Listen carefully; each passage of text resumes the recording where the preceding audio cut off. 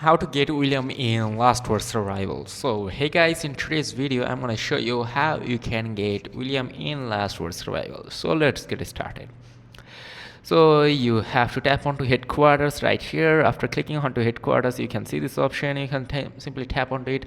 Also, you may find the recruit option from your interface. Also, it may be on the initial wise. You can just tap onto them and you can find the character options, and from there, here you can see this good looking guy William. You can buy him for $2.99.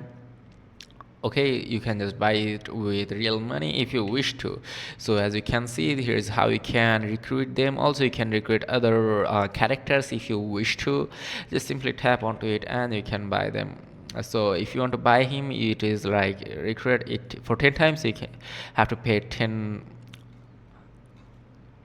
currency. Also, if you want to recruit him for one time, you can buy with one currency. Okay, so this is how you can recruit William in Last Word Survival. If this video was helpful, do not forget to like and subscribe to the channel. See you on another video.